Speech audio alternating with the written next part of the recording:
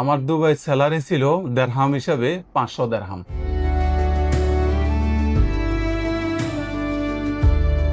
আজ এরকমের একটি ইয়ার্ডে কয়েকশো গাড়ি দাঁড়িয়ে আছে তাদের। 6 ভাইয়ের মধ্যে আমরা 3 ভাই কিন্তু জিআইপি রেমিটেন্স জিআইপি। এই যে 6 ভাই একসাথে একটি ব্যবসাকে এত দূর পর্যন্ত নিয়ে এসেছেন, তা কিন্তু কারাকারি ভাগাভাগি নিয়ে তাদের মধ্যে কোনো বিরোধ হয়নি। তারা কিন্তু নিজেদের মধ্যে কোনো রকমের দূরত্বের দেয়াল তোলেননি।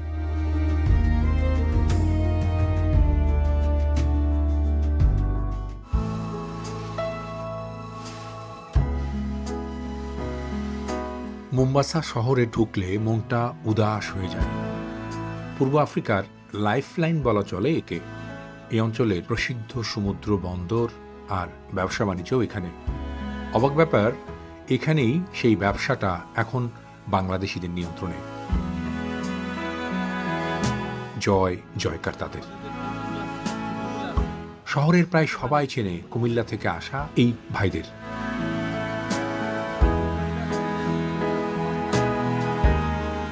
গল্পটা বেশ ইন্টারেস্টিং। যার সাথে কথা বলছি, এই রফিকুল ইসলাম লেবার ভিসায় এসেছিলেন দুবাই। কি চাকরি দিয়ে শুরু করেছিলেন শুনুন তার মুখ থেকেই। আমি চাকরি করছি আপনার 6 মাস। আমার দুবাই স্যালারি ছিল দেড়হাম হিসাবে 500 দেড়হাম। তার মধ্যে থাকাও নিজের, খাওয়াও নিজের, এরপর আপনার সব মানে এভরিথিং, মানে দুপুরের খাওয়া দাওয়া নিজের, থাকা টাকা সব কিছু আমার নিজের ছিল। আমি সকালবেলার যে আপনার সবজিটা যে 1 দেড়হাম দিয়ে কিনি না, আমি আমার গাড়ির মধ্যে রেখে দিতাম। মাঝে মাঝে আমি ফ্রিজের মধ্যে রেখে দিতাম যে দুপুরে এই সবজিটা আমার 3 দেড়হাম দেওয়া যাতে কিনতে না হয়। সেম একটা রুটির দাম আপনার 50 পয়সা, এখন 1 দেড়হাম, ওই সময় 50 পয়সা। ঠিক আছে, ওই রুটি তো দুপুরে ফ্রেশ পাওয়া যায়, কিন্তু সবজি সেম সবজি সকালে যেটা বানায় দুপুরে এটিয়ে খাওয়ায় কিন্তু রেস্টুরেন্টের তারা, বুঝছেন। তা আমি কি করতাম, 2 দেড়হাম বাঁচানোর জন্য সকালে কিনে রাখা আমরা গাড়ির মধ্যে রাখতাম, নইলে আমি যে শোরুমে আপনার বসতাম বা মানে চাকরি করতাম ওই শোরুম ফ্রিজে রেখে দিতাম। এভাবে করে টাকা সেভ করছি।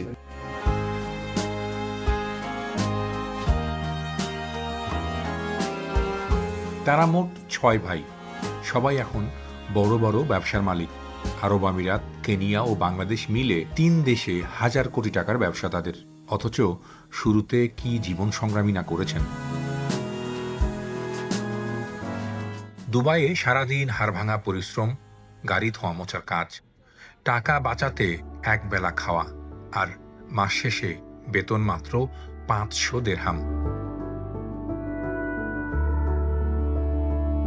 এই পরিস্থিতি মাথায় জিদ এনে দিয়েছিল রফিকুলের। জীবনে সাফল্যের জন্য দিনরাত এক করে চেষ্টা করতে থাকেন তিনি। আমার মেজো ভাই শাহ আলম, উনিও এক জায়গায় চাকরি করতো, মালিক ছিল আপনার লেবলানি। অনেক কাজ করাইতো, বেতন দিতে একবারে কম, বুঝছেন। তখন আমার যখন বিকালে আমি যখন অবসর টাইম পেতাম বা আমি যখন দেখতাম যে আমার এখন কোনো কাজ নাই, তখন আমার ভাই কি কাজ করে, কিভাবে কাজ করে, এবং কি উনি প্রতি মাসে মালিককে কত টাকা ইনকাম করে দেয় আর মালিকে ওনাকে কত টাকা বেতন দিতেছে, এগুলো আমি খুব ফোকাস করতাম, আমি দেখতাম এগুলা, বুঝছেন।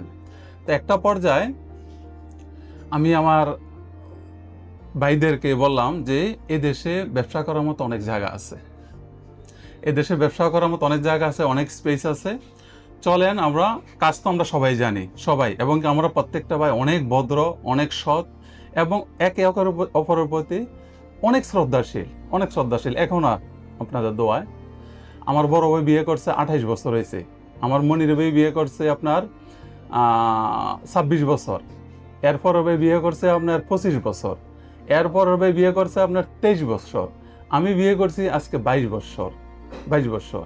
আমার ছোট ভাই মফিজ, ও বিয়ে করছে আপনার 18 বছর। আলহামদুলিল্লাহ, আপনারা তো আমরা এখনো একসাথে, শুধু পাতিলগুলো আলাদা, যেহেতু পরিবার 6 ভাইয়ের পরিবার, কিন্তু আমাদের ব্যবসা বাণিজ্য সব কিছু এভরিথিং এক জায়গা থেকে যায়।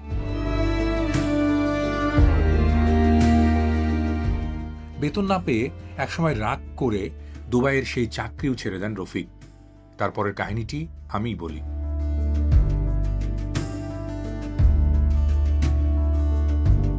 বাংলাদেশের বাইরে আমাদের বাংলাদেশিদের অনেকেই ছড়িয়ে আছেন, তারা নানাভাবে নিজেদের জীবন জীবিকার সংগ্রাম করছেন এবং নিজেদের ভাগ্য বদলের চেষ্টা করছেন।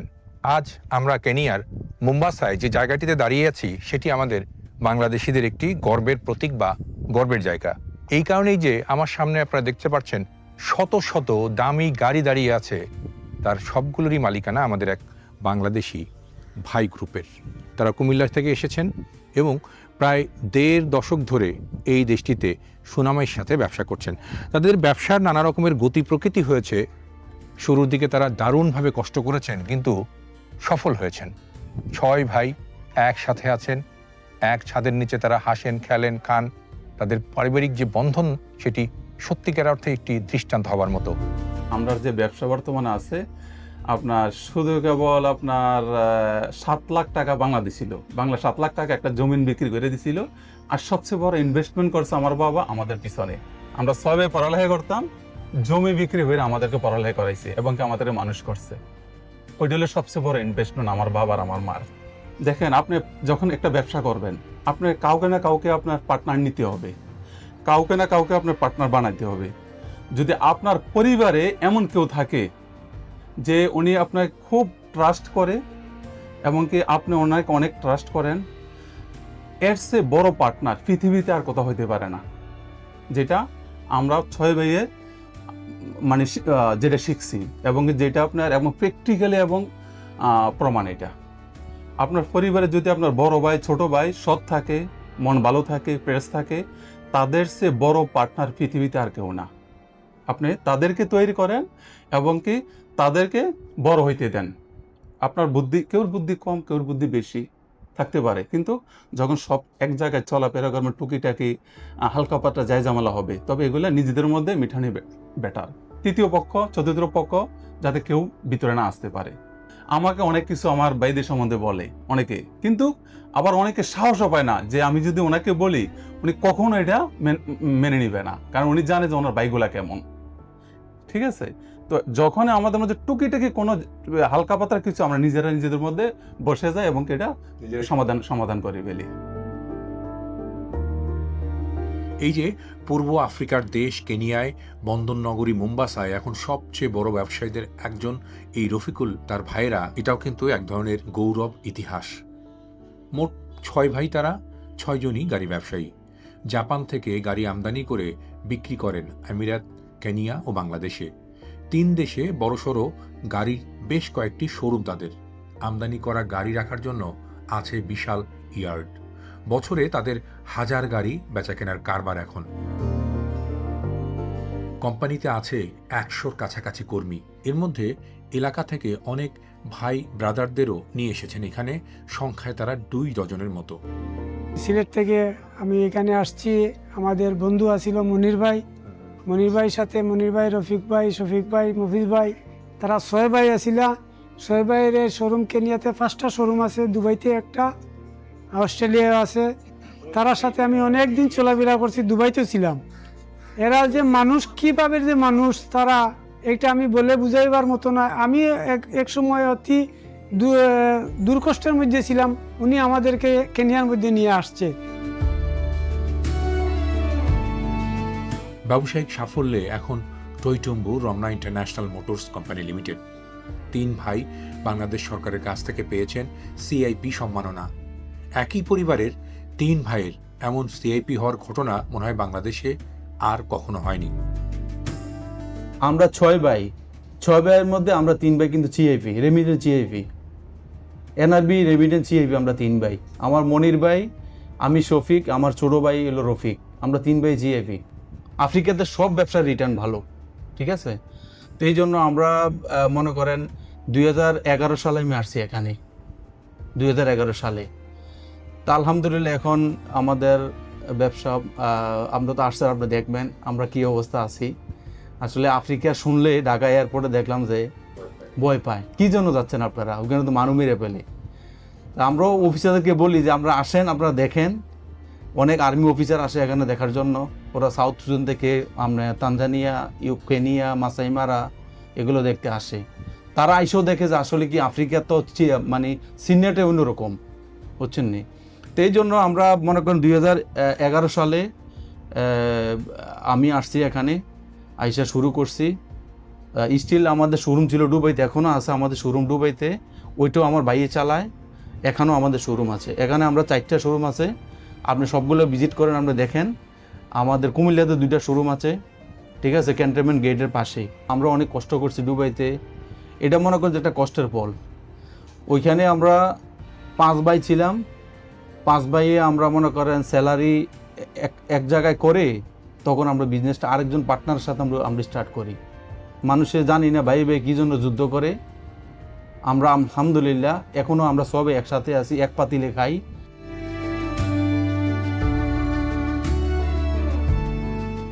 কষ্টের পর শুধু ব্যবসায় সাফল্য নয়, ভ্রাতৃত্বের বন্ধনেও অনন্য এই ভাইরা একসঙ্গে থাকেন। পারিবারিক মিল মহব্বতটিও এখন দেখার মতো। রফিকুল শফিকুলদের 3 ভাই এখন থাকেন কেনিয়ায়। ক্রমেই বড় থেকে বড় হচ্ছে তাদের কারবার। 3 ভাই আলাদাভাবে 3টি গাড়ির ব্যবসা দেখাশোনা করেন। 13 সাল থেকে একটা শোরুম, ওই সময় গাড়ি ছিল আমাদের, লুকানোর কিছু না, মনে করেন ওই সময় গাড়ি ছিল আমাদের। এই শোরুমে আমি গাড়ি ছোট বড় গাড়ি রাখতাম 21টা, 21। আর এখন আমার এই শোরুমে আছে, পিছনে এক্সটেন্ড করছি, পিছনে এক্সটেন্ড করা হয়েছে, পাশাপাশি শোরুম ইয়ার্ড সব মিলিয়ে উপস্থিত আছে এখন 500+। পূর্ব আফ্রিকার এই দেশে গাড়ির ব্যবসার ধরন ভিন্ন। এখানে মানুষ সরাসরি শোরুমে গিয়ে গাড়ি কেনেন না, গাড়ি কেনার জন্য দালাল ধরেন। তারাই ঠিক করে দেয় ক্রেতা কোন শোরুম থেকে কত দামে কি গাড়ি কিনবে। এটাই নাকি এখানকার চল। ফলে এই যে বাংলাদেশি এই কোম্পানি শত শত গাড়ি এখানে বিক্রি করছে বা অনেকেই কিনছেন, তার জন্য কোটি কোটি টাকার কমিশনে পাচ্ছেন এই ব্রোকার বা দালালরা। তাদের সাথে রফিক শফিক কিংবা মফিজদের লেনদেনও বেশ ভালো। অনেকে আসে আবার আপনার ভায়া ধরে আর কি, যেটা আমরা দালাল বা ব্রোকার বলি। তো ওই হিসাবে তারা আগে আমাদের কাছে জিজ্ঞাসা করে ব্রোকার যে গাড়ি এটা আছে কিনা, যদি থাকে যে আছে, তখন বলতেছে আমরা কাস্টমার নিয়ে আসবো। মাঝখান দিয়ে তো একটা কিছু তাদেরকে একটা ইয়ে করতে হয়।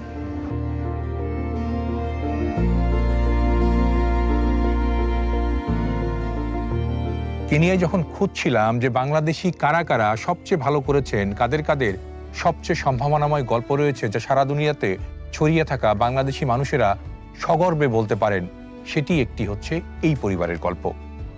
আমরা একটু আগে শুনছিলাম তাদের ভাই রফিক বলছিলেন যে তিনি যখন দুবাইতে কাজ শুরু করেন তখন তার এক বেলা কেটেছে এক মুঠো ছোলা খেয়ে কিংবা কম দামি খাবার খেয়ে, যা বাঁচানোর জন্য তিনি কি সংগ্রামটুকু করেছেন। আজ এরকমের একটি ইয়ার্ডে কয়েকশো গাড়ি দাঁড়িয়ে আছে তাদের, এবং সেই ব্যবসাটি এখানে ধীরে ধীরে আরও বিস্তার লাভ করছে। এই যে রমনা ইন্টারন্যাশনাল মোটরস, তার যে সুখ্যাতি, আজকে কেনিয়ার এই শহরে হাতে গোনা 5 জন বড় ব্যবসায়ীর নাম বলতে গেলে তাদের কোম্পানির নাম বলেন এখানকার মানুষজন। তো এই যে জীবন সংগ্রাম, তারা যেভাবে নিজেদেরকে গুছিয়ে এনেছেন, নিজেরা যেভাবে এখানে নিজেদেরকে প্রতিষ্ঠিত করেছেন, সেটি আমরা এ কারণেই বলছি যে প্রত্যেকটা মানুষের একটা সুনির্দিষ্ট লক্ষ্য থাকা উচিত যে আমি কোন পর্যন্ত গিয়ে দাঁড়াবো এবং আমরা কি করব।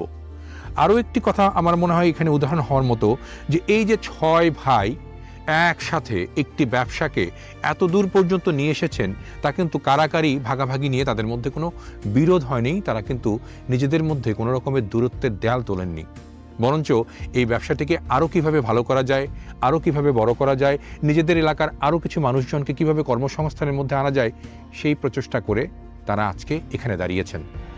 আমরা তার ব্যবসার ভলিউম বলছি না, কারণ এটি তাদের নিজস্ব ব্যবসায়িক স্টাইল, কিন্তু আমরা এটা বলতে পারি যে কেনিয়াতে এই যে গাড়ি সাম্রাজ্য, এটার নিয়ন্ত্রণ এখন তাদের হাতে। তো স্যালুট এই কুমিল্লা থেকে আসা ভাইদেরকে, এবং আমরা আরও অনেক বাংলাদেশিকে এরকমের স্বপ্নের গল্প শোনাবো, বলবো আরও পৃথিবীর নানা প্রান্তে আমাদের বাংলাদেশিরা এভাবে সাফল্যের সাথে এগিয়ে যাচ্ছেন। আপনারাও আপনাদের এই গল্প আমাদের এই প্রজন্মের জন্য, মানে আপনাদের পরবর্তী প্রজন্মের জন্য বলে যেতে পারেন আমাদের এই দুনিয়ার গল্পে। কেনিয়ায় বাংলাদেশি খুব বেশি নেই, সব মিলিয়ে 250 মতো। এর মধ্যে 80-90 জন মোম্বাসায়, তাদের প্রায় অর্ধেকই এই ভাইদের সাথে থাকেন। এমন অনেকে আছেন যারা আগে এই রমনা মোটরসে কাজ করতেন, তাদের কেউ কেউ এখন নিজেই গাড়ির শোরুম দিয়েছেন। তাদের দারুণভাবে সহযোগিতাও করছে এই 3 ভাই। এই যে আমি জীবনের প্রথম আফ্রিকার এই শহরে এলাম, এখানে পৌঁছে একটা জিনিস টেস্ট করার জন্য প্রথমে ট্যাক্সি ড্রাইভারকে বললাম বাংলাদেশি গাড়ির দোকানে যাব। তারা একেবারে সরাসরি আমাকে রফিক ভাইদের এই রমনা মোটরসে নিয়ে এলো। তাকে বলে দিতে হলো না কোন রাস্তা, কোথায় সেই ঠিকানা। এটা কিন্তু কম গৌরবের নয়।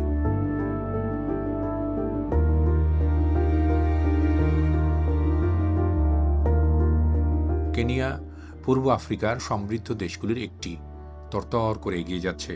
তাদের এই দেশে এসে এগিয়ে যাচ্ছেন আমাদের বাংলাদেশিরাও। গাড়ি ব্যবসার পাশাপাশি কুমিল্লার এই ভাইয়েরা এখন এখানকার রিয়েল এস্টেট খাতেও ব্যবসা শুরু করেছেন। আশা করছেন ভাইদের ঐক্য তাদের এই ব্যবসাতেও সাফল্য এনে দেবে।